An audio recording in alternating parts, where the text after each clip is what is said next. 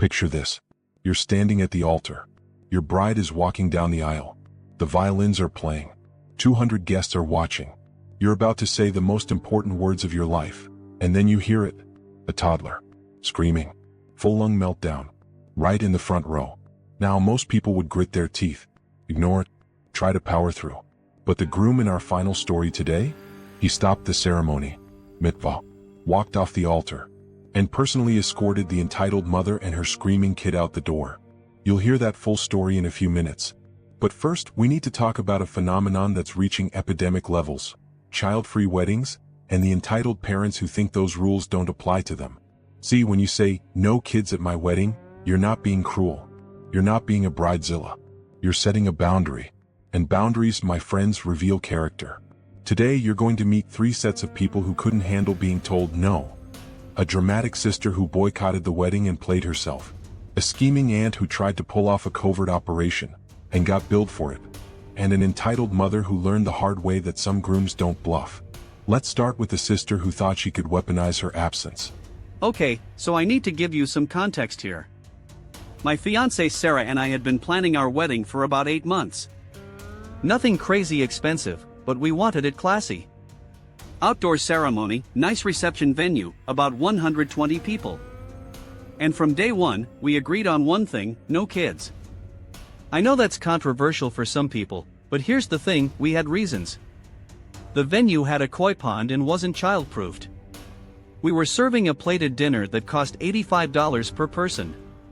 And honestly, we wanted one night where our friends could actually relax and have adult conversations without chasing toddlers or dealing with meltdowns during the vows. So when we sent out the invitations, we were crystal clear. The envelope was addressed only to the adults. The invitation said adults-only reception right at the bottom.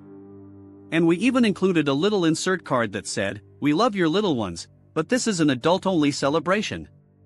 Please enjoy a night off." Most people were totally cool with it. A couple friends asked for clarification, we explained. They said no problem and arranged babysitters. But then there was my sister, Jessica. Jessica has 2 kids.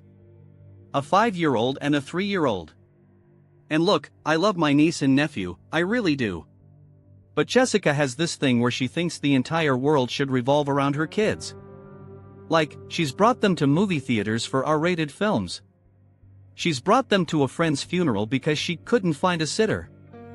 So when she got the invitation, she called me. Not to ask questions. To inform me that this was unacceptable. So I'm just supposed to leave my kids at home? On a Saturday night? Do you know how hard it is to find a babysitter? I stayed calm. I told her, "Jess, it's one night. Sarah's parents are getting a sitter for her little cousins. Mom even offered to watch your kids if you need help." And here's where it got ridiculous. She went silent for a second. Then she said, "You know what? If my kids aren't welcome, then I'm not coming either." I swear I could hear her waiting for me to panic. Like she expected me to go, "Oh no, Jess, please, we need you there. Okay, fine, bring the kids." But I didn't. I just said, "Okay. We'll miss you." Click. She hung up on me. Now, I thought that was the end of it. But oh no. Jessica doesn't do anything quietly. Over the next 2 weeks, she went on a full campaign. She called my mom, crying about how I was excluding her children. She posted vague Facebook statuses like, "Some people forget what family means." She even tried to get my aunt to convince me to change the rule. My mom called me, stressed out. "Can't you just make an exception for Jessica's kids? She's your sister." And I said, "Mom, if I make an exception for her, I have to make exceptions for everyone. And then it's not a child-free wedding anymore. She's choosing not to come. That's on her." Wedding day comes. Sarah looks absolutely stunning. The weather is perfect. And you know what? Jessica's absence didn't matter at all. Actually, it made things better. See, Jessica has this habit of making everything about her. At our cousin's wedding 2 years ago, She spent the whole reception complaining loudly that the food wasn't kid-friendly and that there was nowhere for her toddler to nap. At family dinners, she dominates every conversation talking about her kids' potty training or preschool drama. Without her there, the vibe was completely different. My mom actually relaxed and had fun. My aunt, who usually spends every event managing Jessica's chaos, got drunk on champagne and did the electric slide. My friends told me later it was one of the most enjoyable weddings they'd ever been to because it actually felt like an adult party. And the ceremony? Perfect. No crying.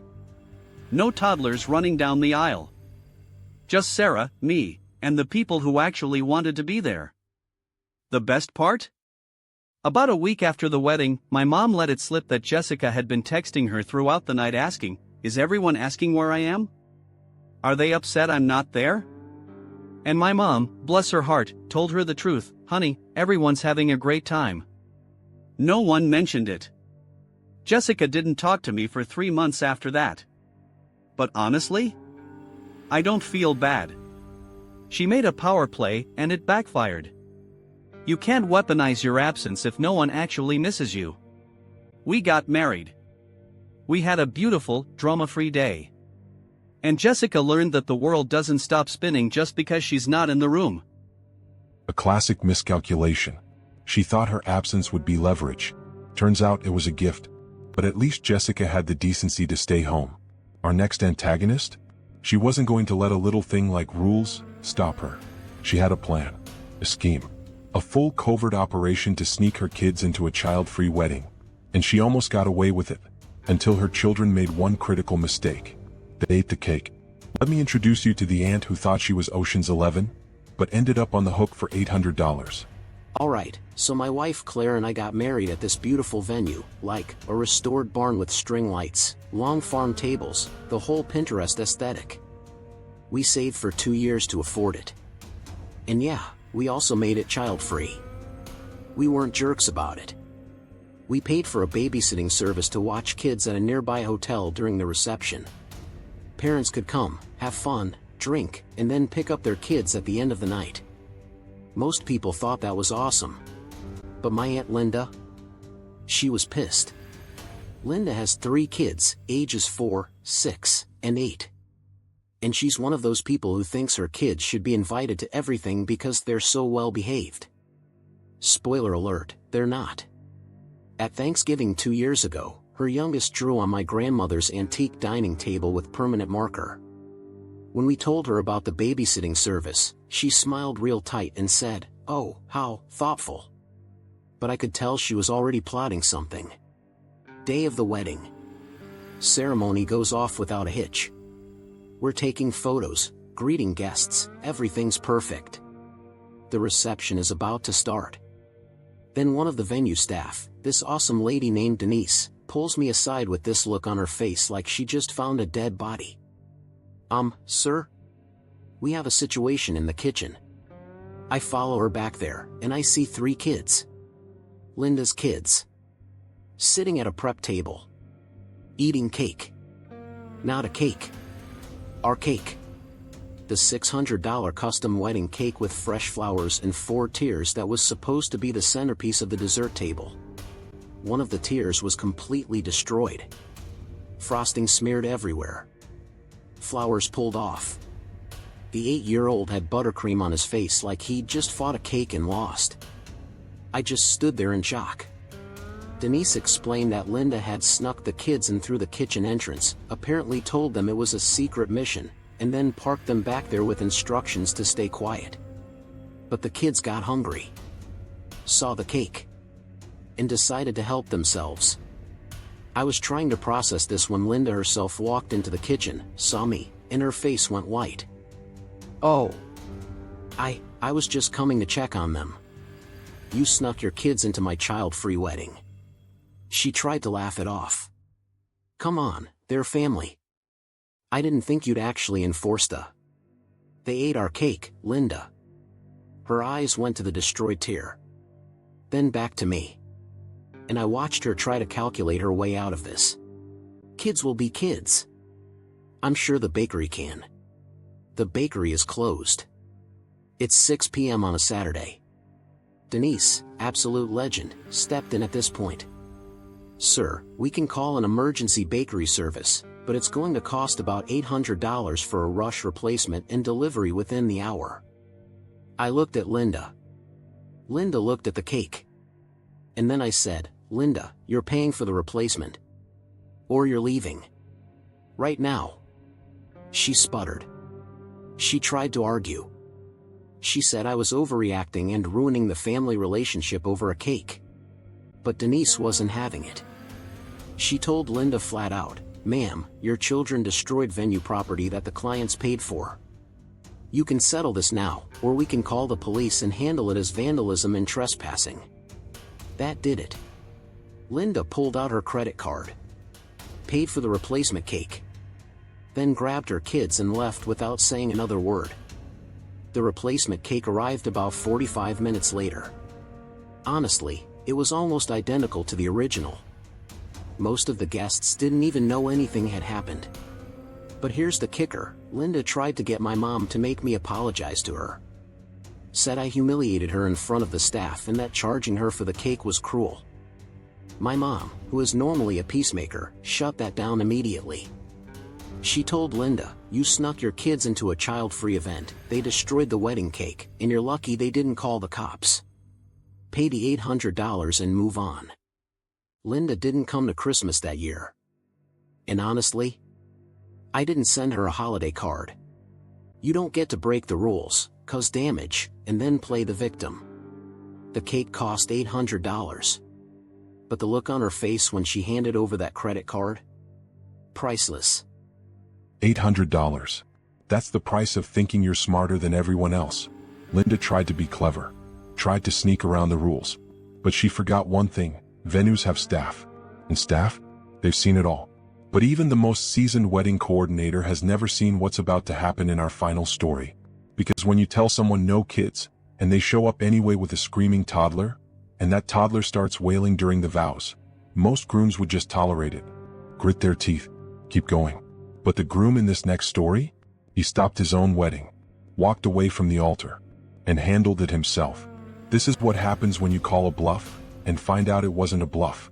I'm going to be completely honest with you. I'm not a confrontational guy. I'm a high school teacher. I like things calm, organized, predictable. But my wedding day, that was the day I learned I have a line. And when someone crosses it, I don't care who's watching. My wife Emily and I planned a child-free wedding. Not because we hate kids, I teach teenagers for a living, but because we wanted one day that was elegant, quiet, and focused on us. We rented a beautiful historic chapel. We hired a string quartet. We spent months crafting every detail. The invitations were explicit. Adults-only ceremony and reception. We even followed up with phone calls to family members we thought might push back. One of those people was my cousin, Angela. Angela is difficult. She's the type of person who hears no and translates it to convince me. She has a 2-year-old daughter, Lily. And look, Lily's a normal toddler. But normal toddlers scream. They have meltdowns. They don't understand that sometimes they need to be quiet. When I called Angela to confirm she understood the no kids rule, she got defensive immediately. So I'm just supposed to leave Lily with a stranger? You can leave her with your mom, or hire a sitter. But yes, she can't come to the ceremony. She went quiet. Then she said, "We'll see," and hung up. That should have been a red flag. But I had a million other things to worry about, so I let it go. Wedding day. Everything's perfect. Emily looks like an angel. The chapel is packed, about 200 people. I'm standing at the altar with my best man, waiting for the processional to start. The music begins. The bridesmaids walk down. Then Emily appears at the back of the church with her dad. And I swear, time stops. This is it. This is the moment. She starts walking. And then I hear it. A toddler. Crying. No screaming. Full on, top of the lungs meltdown. I look toward the sound. Front row. Left side. Angela. Holding Lily. And Lily is losing it. Red-faced, thrashing, screaming like she's being murdered. And Angela. She's just sitting there. Not getting up. Not taking her outside. Just bouncing her a little and whispering. Like that's going to fix it. Emily's still walking down the aisle, but I can see her face. She's trying to smile, but her eyes are panicked. The string quartet is trying to play louder to drown it out. Guests are turning around, looking uncomfortable, and I just snapped. Emily reaches the altar. Her dad hands her off to me. The officiant opens his mouth to start the ceremony, and I hold up one finger. Hold on. The officiant blinks. Sorry.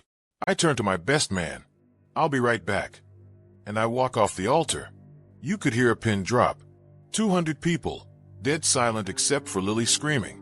I walk straight down the aisle, and every eye in that chapel is on me. I stop in front of Angela. She looks up at me, and I swear she thought I was going to let it slide. Like I'd walked over just to, I don't know, smile at the baby or something. I leaned down and said, very quietly, "You need to leave. Right now." Her jaw dropped. "What? This is an adults-only wedding. I told you that. You brought her anyway. And now you need to leave." She tried to argue. "She'll calm down in a minute, I just." "No. You're leaving. Now." People around us were staring. Angela's face turned bright red. She looked around like someone was going to back her up, but no one said a word. Finally, she stood up, grabbed her diaper bag, and huffed. "Fine. This is ridiculous." And I followed her, all the way up the aisle, out the doors of the chapel, into the parking lot. Once she was outside, I said, "You can leave on your own, or I'll have the ushers make sure you do. Your choice." She got in her car, slammed the door, and drove off. I walked back into the chapel. Everyone was still silent. I walked back up to the altar, took Emily's hands, looked at the officiant, and said, "Okay, we're good now." And the ceremony continued. You know what happened next. The whole room erupted in applause. Like standing ovation. People were clapping, laughing. A couple guys yelled, "Hell yeah." Emily was crying laughing. Even the officiant cracked a smile. The rest of the ceremony was perfect. Dead quiet except for the vows and the music. The reception was incredible. And at least 10 people came up to me during the night and said some version of, "Dude, that was the most boss move I've ever seen at a wedding." Angela, predictably, lost her mind. She blew up the family group chat that night, saying I humiliated her in front of everyone and that I owed her an apology. My mom responded, "You were told no kids. You brought your kid. You got escorted out. That's called a consequence." Angela didn't speak to me for over a year.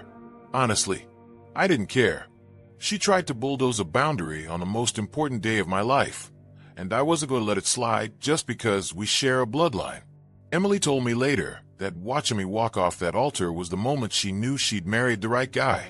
Not because I was tough or aggressive, but because I was willing to protect our day, our boundary, no matter who was watching. So yeah, I stopped my own wedding, and I'd do it again. 3 weddings. 3 people who heard no kids and decided the rules didn't apply to them. And 3 very different lessons in what happens when you test someone's boundaries. The sister thought her absence would be leverage.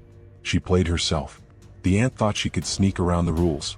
She paid $800 for that miscalculation. And the entitled cousin? She thought the groom wouldn't make a scene. She was wrong. Here's the thing about boundaries. They're not cruel. They're not selfish. They're a test. And the people who respect them, those are your people. The ones who don't, they've shown you exactly who they are.